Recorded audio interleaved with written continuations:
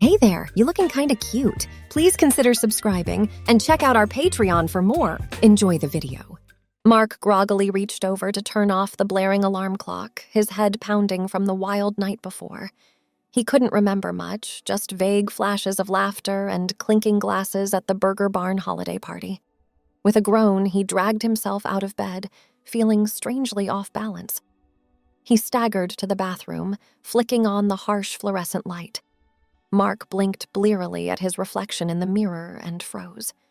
A woman stared back at him, her auburn hair tousled, her delicate features frozen in shock. She was wearing his signature Burger Barn uniform, the bright red and yellow polo, the jaunty cap. What the hell? Mark reached up to touch his face, and the woman in the mirror did the same. He looked down at himself and let out a yelp. His broad, flat chest had been replaced by soft mounds stretching the fabric of his polo shirt. This had to be a dream, a seriously messed up dream. Mark pinched himself hard on the arm and winced at the sharp pain. Suddenly, his phone started ringing from the bedroom, the peppy Burger Barn jingle. Mark hurried over and saw his boss Derek's name flashing on the screen. Hello? His voice came out higher and smoother than normal. Mark, where are you, buddy? Did you forget about the big promo event today? We need you in costume and ready to go in 30 minutes. Mark's mind reeled. He couldn't show up to work like this, but he couldn't exactly explain the situation to his boss either. Sorry, Derek, I'm not feeling so hot. I think I caught that bug that's been going around. No can do, buddy. This is the biggest event of the year. The regional manager will be there and everything. Besides, you're the face of Burger Barn. Well, the giant cartoon hamburger head at least. Derek chuckled at his own joke. Mark's palms started to sweat. If he didn't show, he could kiss that assistant manager promotion goodbye. He took a deep breath, trying to calm the rising panic. You're right. I'll be there. That's my boy. See you in 30. Derek hung up. Mark lowered the phone and caught sight of his reflection in the blank screen, the delicate slope of his nose, the feminine arch of his eyebrows. He squared his narrow shoulders. 30 minutes. He had 30 minutes to figure out how to walk, talk, and act like the old Mark. The Mark everyone knew as the goofy, lovable mascot. He hurried to the closet and pulled out the bulky hamburger costume, the cartoonish bun and fixings wobbling precariously. With shaking hands, he stepped into the suit, zipping it up over his unfamiliar curves. He positioned the giant burger head over his own, peering out through the mesh mouth. In the mirror, the smiling burger mascot stared back at him, unchanged from yesterday. Mark felt a flicker of hope. Maybe he could pull this off. Maybe no one would notice the delicate hands poking out of the burger suit gloves or the distinctly feminine gait as he waddled. He glanced at the clock. 8:23 a.m. Time to face the music. Mark took a deep breath, the hamburger head fogging up slightly, and headed out the door. As he hurried down the sidewalk, waddling in the bulk of the costume, he couldn't shake the sinking feeling that this bizarre day was only just beginning. Mark arrived at the Burger Barn corporate headquarters just shy of 8:30. Winded from the awkward jog in his cumbersome hamburger suit. He could hear a buzz of activity from the back parking lot where the big promotional event was setting up. Huge red and yellow banners flapped in the breeze, proclaiming the arrival of the Bacon Blaster Burger. Mark hesitated at the corner of the building, his newfound feminine instincts urging him to hang back. He felt exposed, off balance, like everyone would take one look at him and just know. But he couldn't afford to lose this job. With a deep breath that fogged up his burger mask, Mark waddled determinedly around the corner and into the fray. Mark, there you are, buddy. Derek, his portly boss, hurried over, clipboard in hand. Cutting it a bit close, eh? Sorry, rough morning, Mark mumbled, realizing with a shock how different his voice sounded echoing inside the oversized hamburger head, higher and breathier. If Derek noticed anything amiss, he didn't let on. No worries, we've got a big day ahead of us. I'm going to need you to really ham it up out there. Get the crowd excited.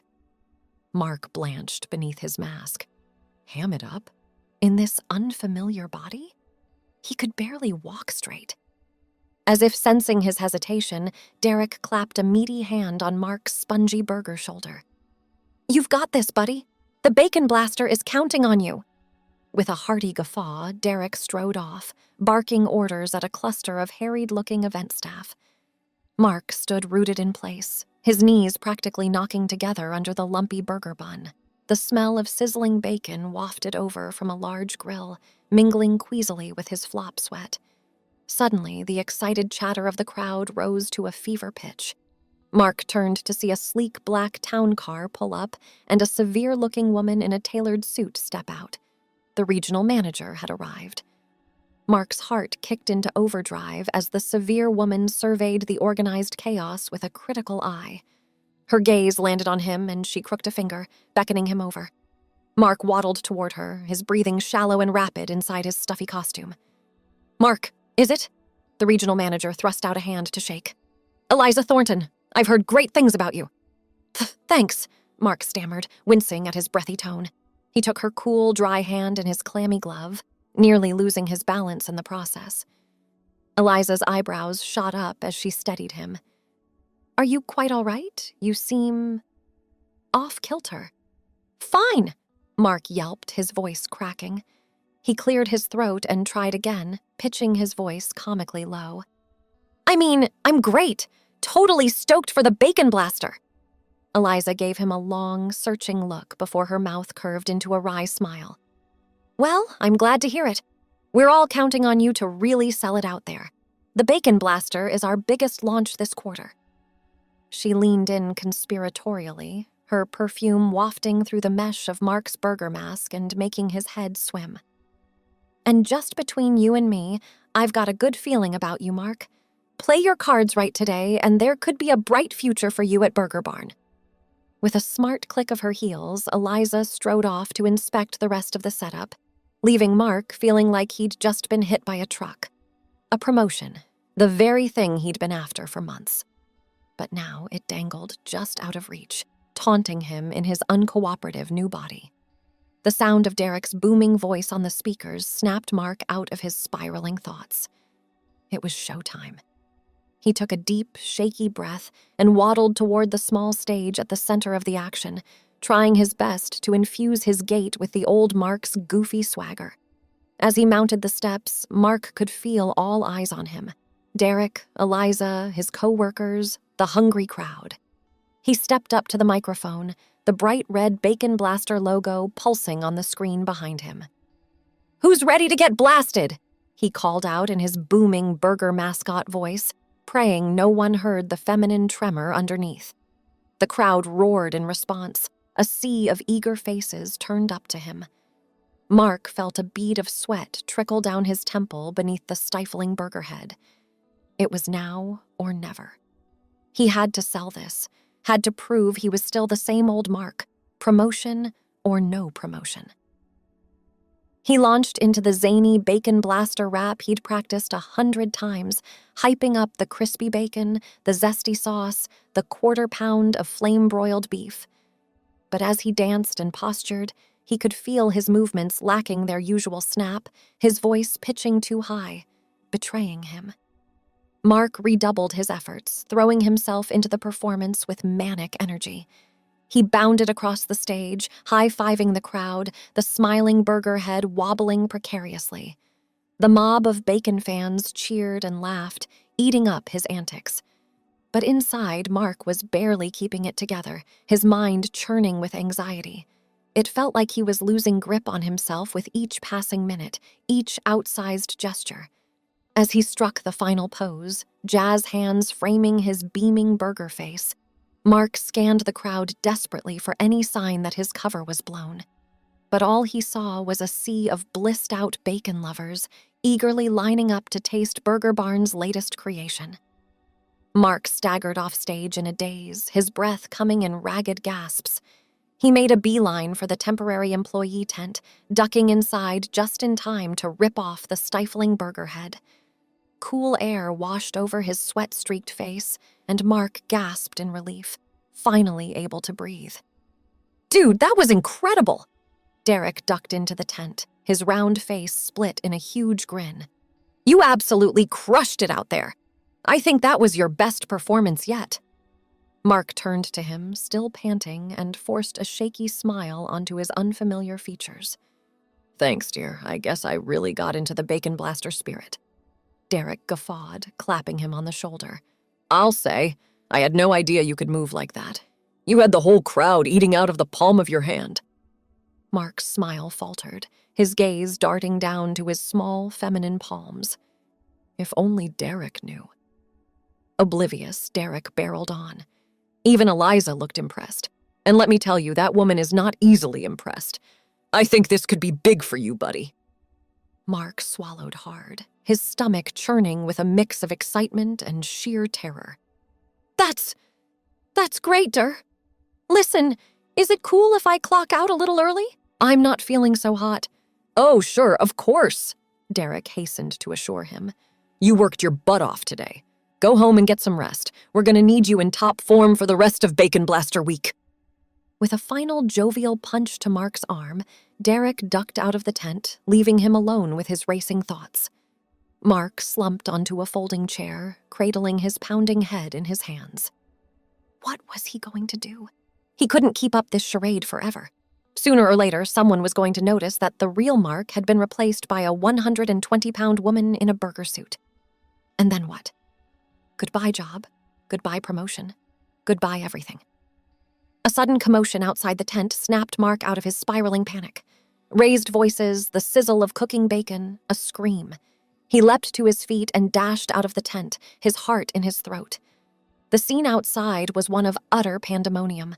The huge grill where the bacon blasters were being prepared had somehow caught fire, sending plumes of greasy smoke billowing into the sky.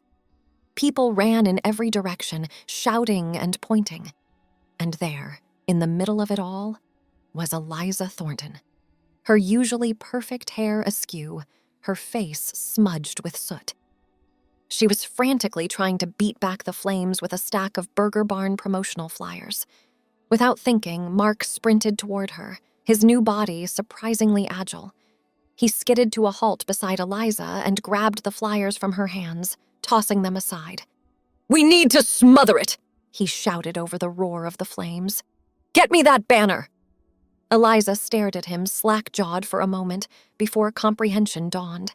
She darted toward the nearest flagpole and started yanking on the rope, bringing the huge Bacon Blaster banner fluttering down.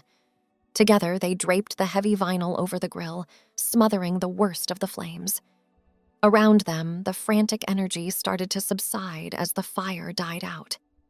A ragged cheer went up from the assembled crowd. Mark straightened up, breathing hard, and caught Eliza staring at him with an unreadable expression. Quick thinking, she said, brushing a strand of hair out of her eyes. You really showed some leadership out there. Mark shuffled his feet, suddenly bashful. I was just trying to help. Eliza appraised him for a long moment, her keen eyes seeming to bore right through his burger mascot exterior to the confused woman underneath. Finally, she gave him a decisive nod. I'd like to see you in my office first thing Monday morning. I think you and I have a lot to discuss. Mark. With that, she turned on her heel and strode off, leaving Mark gaping after her. His mind reeled as he tried to process what had just happened. Did Eliza suspect something? Did he just jeopardize his whole charade? Dazed and unsettled, he picked his way through the buzzing crowd, keeping his burger head ducked down. All he wanted was to go home and try to wake up from this bizarre dream or nightmare. But as he reached the edge of the parking lot, a flash of movement caught his eye. A hooded figure darted around the corner of the burger barn, something clutched in their hand. Mark frowned. Something about their furtive movements put him on edge. He glanced over his shoulder to see if anyone else had noticed. But Derek and the rest of the staff were swamped dealing with the aftermath of the fire. Indecisive, Mark wavered for a moment. He should really just go home and deal with his own myriad problems. But curiosity and concern won out. Heart pounding, he set off after the hooded figure, trying to keep his waddling gait as quiet as possible in the cumbersome burger suit. He followed them around to the back of the building, to the secluded loading dock, and froze. The hooded figure crouched over a pile of grease-stained rags, a matchbook in hand. With mounting horror, Mark watched as they struck a match and held it to the rags, which immediately started to smoke. "Hey!" he shouted, his voice too high, unfamiliar. "What are you doing?" The figure whirled to face him, and the hood fell back to reveal the startled face of Tina, the shy, sweet girl who worked the drive-thru. "Tina!" Mark gasped, his brain struggling to process what he was seeing. "What? Why are you doing this?" Tina's face hardened, her hand tightening around the matches. "You wouldn't understand, Mark. You're the golden boy around here. You have no idea what it's like for the rest of us." She took a step toward the pile of now smoldering rags, but Mark lunged forward and grabbed her arm. "Tina, please. This isn't the way. Whatever is going on, we can talk about it." For a moment, they stood frozen in a silent battle of wills. Then, to Mark's shock, Tina burst into tears. The matches fell from her hand as she crumpled forward, sobbing into Mark's squishy burger suit. "I'm sorry," she choked out between sobs. I didn't know what else to do. They're cutting my hours again, and I can barely make rent, and I thought maybe if there was a big enough distraction with the fire." She trailed off, her narrow shoulders shaking. Mark stood there stiffly, at a total loss. Awkwardly, he patted her back, trying to ignore how strange it felt to comfort someone while essentially dressed as a giant cheeseburger. "It's going to be okay, Tina," he said, wondering if he was trying to convince her or himself. "We'll figure something out, but you've got to get rid of this stuff before someone sees." Sniffling, Tina pulled back and nodded. She started gathering up the incriminating rags and matches with shaking hands. Mark bent down to help her, his mind whirling. This day had spiraled so far out of control, he could barely wrap his head around it. Waking up in a strange body, nearly blowing his cover a dozen times, averting a catastrophic fire, and now discovering a co-worker's desperate plot. It didn't seem real. But as Mark looked down at his small, unfamiliar hands gathering up the ashes, he knew it was all too real. For better or worse, he was in this now, the mystery of his transformation, the fate of his job, and the troubles of his fellow Burger Barn employees. With the smoldering rags and matches safely disposed of, Mark and Tina slipped back into the Burger Barn through the employee entrance. The kitchen was empty, the staff still dealing with the aftermath of the grill fire outside. Mark turned to Tina, who looked small and lost in her rumpled uniform. "Tina, I know things are tough right now, but I promise we'll figure something out. Maybe I can talk to Derek about getting your hours back." Tina shook her head miserably. "It's not just the hours, Mark. It's everything. My mom's sick, and the medical bills are piling up, and I'm drowning in student loans, and I just feel so trapped." She let out a shuddering sigh, her eyes welling up again. "I'm sorry for dragging you into this. I know it was stupid and reckless. I didn't know what else to do." Mark's heart ached for her.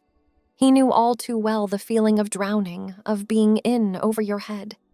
Impulsively, he reached out and took her hand, giving it a gentle squeeze.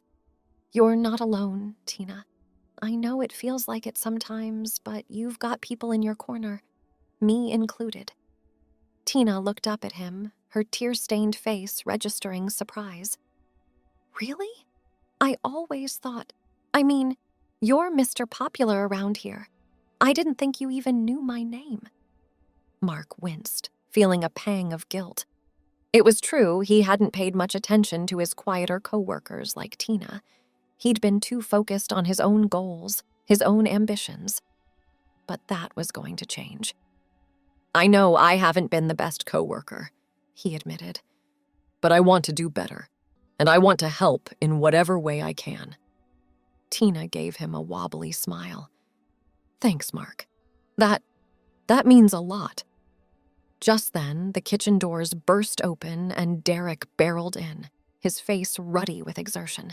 "Mark, there you are. Eliza's looking for you. She wants a full debrief on the grill situation." Mark's stomach dropped. He'd completely forgotten about Eliza in the chaos. What was he going to say to her? How could he possibly explain his actions without revealing his secret? He glanced at Tina, who was hastily wiping her eyes on her sleeve. "Be right there, dear," he called, trying to inject some of the old Mark's devil-may-care attitude into his voice. "Just had to grab some, ketchup packets." Derek gave him a strange look, but didn't press the issue. "Well, hurry up. You know Eliza doesn't like to be kept waiting." With that, he ducked back out of the kitchen, leaving Mark and Tina alone once more. Mark turned to her, his mind racing. "Tina, I have to go deal with this, but we're not done talking, okay? Meet me after close and we'll figure out a plan." Tina nodded, looking marginally more hopeful than before. "Okay, and Mark, thanks again. For everything." Mark gave her a quick, reassuring smile before waddling out of the kitchen as fast as his burger suit would allow. He found Eliza in the manager's office, pacing in front of the desk like a caged tiger. She looked up as he entered, her sharp gaze immediately zeroing in on him. "Mark, good. Shut the door, please." Mark did as he was told, his heart hammering against his ribs. This was it, the moment of truth.